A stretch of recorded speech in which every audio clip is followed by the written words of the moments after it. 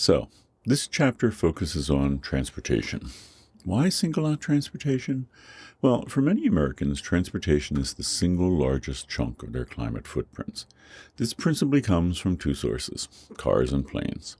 If you're an average American, 25% of your climate footprint comes from using an automobile. As we shall see, this is in fact a deceptively low number. This is because what is being tracked here is car use and not car ownership. Perhaps not surprisingly, vast quantities of greenhouse gases are emitted during the manufacture of automobiles. Hence, although we may think that cars add to our climate footprint only when we are driving them, just owning a series of cars over your lifetime is enough to blow your entire carbon budget. In the next section, we will take up this issue in detail. Air travel is a little trickier to assess, as some Americans rarely get on planes, while others fly a great deal. Even if you don't travel by air a lot, when added to the 25% of your climate footprint that comes from your car, it could be enough to make transportation the single largest part of your climate footprint. However, if you are a frequent flyer, transportation, and that's air travel and car use together, could be responsible for emitting more greenhouse gases than everything else that you do in your life. That's right. Transportation may be doubling or even more your personal climate footprint. So what's to be done? Well, for years, decades really, we have put our hope in technology, as we have, from the 1960s and 70s onward, been looking forward to the day when electric cars finally become practical and affordable. Since that day is nearly here, it may seem that we are right that we were right to pin our hopes on technology. The problem is that while these may, be zero-emission vehicles when they're being driven, as I just noted, and we'll explain in detail in a future section here, manufacturing a car releases tons of greenhouse gases, literally. When we take this embedded carbon into account, it becomes clear that electric cars are just not the solution, and that for decades we have been backing, the wrong horse. Similarly, we are now being told that zero-emission airliners are on the horizon. For example, a few years ago, Rolls-Royce confidently proclaimed that, quote, "We are entering the era of zero-emission aviation." They have even produced a whole, STEM-related activity pack group for this is quoting them, inquisitive young minds to learn more about cleaner, sustainable aviation and have fun in the process. The problem is that this technology is in nascent form, as the electric aircraft that have flown have generally been small planes to carry a single person, which is where we were back with the Wright brothers. Assuming that it's even possible, and that's a big if, we may be many decades away from electric airliners that can carry hundreds of people over thousands of miles nonstop at over 500 miles per hour. This raises an important question. Why did we put our hopes in technological solutions to the transportation problem when technology alone, as we shall see throughout this entire series, cannot solve this issue? In order to answer the question, it's worth looking at who was touting these solutions. For example, General Motors, which was for decades the largest automobile manufacturer on the planet, rolled out a concept car, the Electrovet, in the 1970s. It sounds a lot like GM's flagship sports car, the Corvette, doesn't it? In the 1990s, they actually put an electric car, the EV1, also known as the Impact, into very limited production. GM only produced a little over 1,000 of these electric cars. During the years that the EV1 was in production, GM produced tens of millions of gasoline-powered cars. Similarly, Rolls-Royce, which I noted is now hyping zero-emission aviation, is the world's second largest manufacturer of aircraft engines. These companies have a huge vested interest in keeping us in the habit of driving cars and traveling by air. Indeed, if we got out of these habits, their businesses would likely cease to exist. Hence, they kept telling us that affordable zero-emission vehicles were just around the corner. In other words, the message was clear. Don't panic, and certainly don't get out of the habit of driving and flying. Just stay with the course, and we will take care of everything. In promoting cars, automobile manufacturers have, in a variety of ways, directly attacked mass transit. A recent example would be Elon Musk, the CEO of Tesla, and I quote Musk here. "I think the public transportation is painful. It sucks. Why do you want to get on something with a lot of other people? It's a pain in the ass. That's why everyone doesn't like it. And there's a bunch of random strangers, one of whom may be a serial killer. Okay, great. And so that's why people like individualized transport that goes where you want, when you want."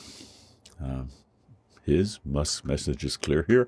Hey, if you're afraid of serial killers, stay off of mass transit. Okay.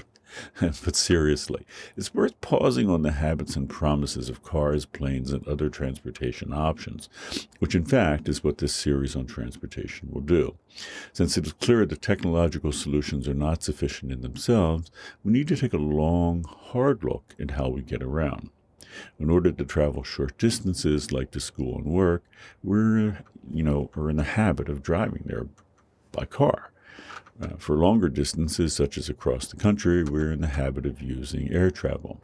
But these are just habits.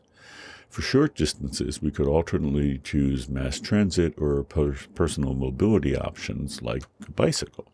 For longer distances, like across the country, high-speed rail would have been an option. Although changes in habits such as these may sound like solely personal choices, the situation is more complicated than that. For example, although some people might like to use mass transit to get around, the bus system in their town may be inadequate with simply not enough buses, lines, or stops, or may simply not be safe. And few towns and cities in the U.S. have truly adequate infrastructure for bicycles. Similarly, though it would be possible to comfortably travel from Los Angeles to Chicago, which is a 2,000-mile trip, in 10 hours or less on a high-speed train, no such service exists. Consequently, what is needed here is not just a change in our personal habits, and by that I mean personal action, but collective action on the part of government intervention. In other words, instead of being massive supporters of the automobile and aircraft industries, which in the U.S. have been in the business of doing we've been in the business of doing for many years, decades now, our government needs to instead support things like buses, high-speed trails, and high-speed train and bicycle infrastructure. And then there is the fact that we are told on a daily basis, and in subtle and not so subtle ways, that cars are cool, signaling that you are at least relatively wealthy if you own one. Conversely, getting around by bus or bicycle is often seen as either for people who cannot afford a car or, are just plain dorky. None of this is directly related to technology, but rather has to do with government policies and cultural norms. In the U.S., it's normal,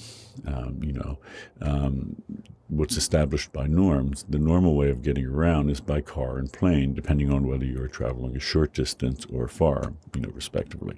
But how do we establish these norms? That's a central question that needs to be taken up.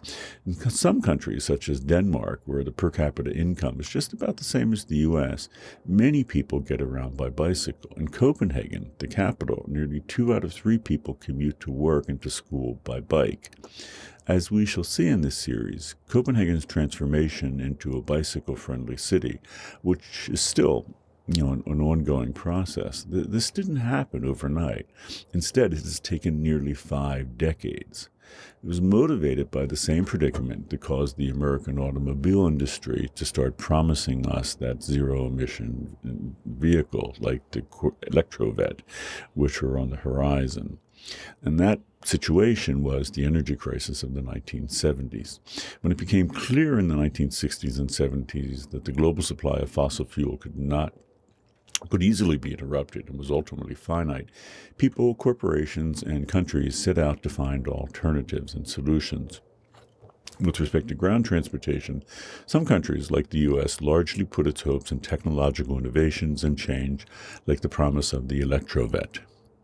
Alternately, countries like Denmark and cities like Copenhagen came to see that cultural change would be a large part of the answer. In general, this course will explore how we can address the climate crisis by way of cultural change.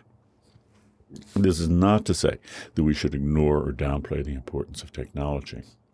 In fact, I am of the mind that electric vehicles have an important role to play in our sustainable future. However, I do not think that a 5,000-pound vehicle carrying a lone person and 3 out of 4 cars on the road have just a single occupant. I don't think that's the answer. In dramatic contrast, 100 e-bikes, electric bikes, can be made from roughly the same resources with the same amount of greenhouse gas emissions and powered by the same amount of electricity, which would obviously carry, rather than just one, would carry 100 people or more, because some e-bikes actually have a seat for a second child or adult. Similarly, as we shall see, buses and trains are already many times more efficient than the average automobile on the road, and mass transit powered by sustainable energy is a particularly appealing option. Moreover, it's also the case that the key to sustainable transportation may not involve transportation at all. I know this sounds like a little bit of a paradox, but in certain places like Manhattan, a third of the population commutes to work by walking. Consequently, most households in Manhattan do not have a car. In contrast, 19 out of 20 households in the U.S. have one or more cars. In general, if we live in cities, which can be desirable for a host of reasons, then transportation becomes easier. Conversely, if we live in rural or suburban areas, transportation becomes a far bigger problem. I know, right about now, I imagine that some people are wondering if I could possibly be serious.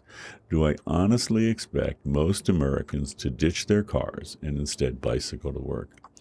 Well, 2 out of 3 people in Denmark did just that, in Copenhagen rather. Some people may indeed voluntarily ditch their cars because they care about this planet and the future of our species on it. You may be among them. I hope that you are. But what about everyone else? This is an important question, as I sadly suspect that this group may be the majority. Although it may sound a little unbelievable, right now there is nothing to deter Americans or American corporations from contributing to the climate crisis by emitting greenhouse gases directly into the atmosphere in any amount that they like. However, with respect to polluting the environment with toxic chemicals, the situation is radically different. Well, there was a time prior to the formation of the Environmental Protection Agency in the early 1970s and a series of laws that preceded it. There was a time when people and companies could release toxic chemicals directly into the atmosphere, such as waterways. The EPA changed all that. Now, if someone pollutes, they can face stiff fines and even imprisonment. However, there is nothing to deter anyone in the U.S. from putting CO2 and other greenhouse gases directly into the atmosphere. Hence, people and corporations are releasing these gases into the atmosphere in a wholesale way. Just look to busy freeways at rush hour. Millions and millions of Americans are dumping many millions of pounds of CO2 directly into the atmosphere daily. Or look up at the sky at airliners, which release CO2 and other gases directly into the stratosphere, which doubles their potency as greenhouse gases. So, what's to be done about all this? After all, we can't ask the EPA to fine or imprison everyone who drives a car. True. I'm not suggesting that. But if we put a price on every pound of carbon dioxide released into the atmosphere, that's called carbon pricing, then people might reconsider. Depending on the price, I think they definitely would. For every gallon of gasoline that we burn, 20 pounds of carbon dioxide are released into the atmosphere. So if you drive an SUV that gets 20 miles per gallon, that's 1 pound of CO2 for every mile that you travel. Incidentally, this is just slightly under the efficiency of the average car in the U.S., which is 25 miles per gallon. Pricing carbon would mean that the price of gasoline, as well as jet fuel and everything else produced out of and by way of fossil fuels, would rise. The idea here is to put a price on releasing a pound or metric ton or some other measurement of CO2 or equivalent gases.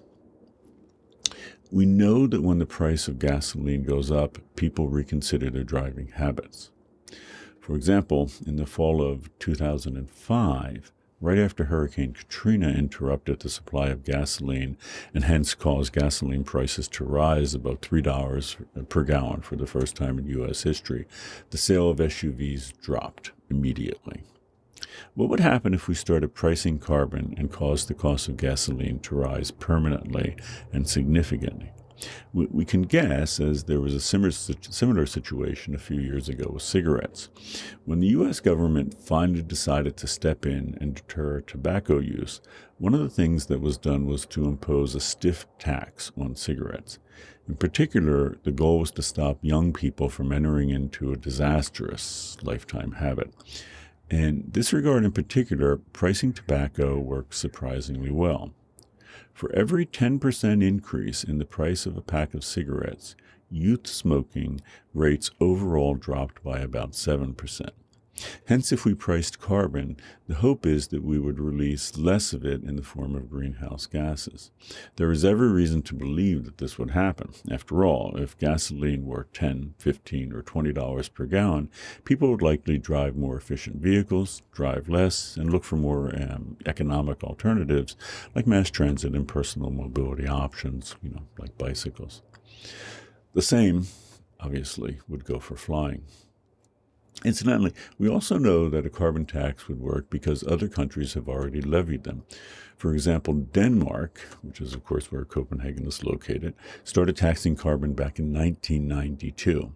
Incidentally, even back then it wasn't the first country to do so, which gives you some indication just how far the U.S. is behind when it comes to climate legislation and action. Although there were a range of other factors in play, it's not coincidental that in Denmark's capital, that's Copenhagen, bicycle use has more than tripled since 1992.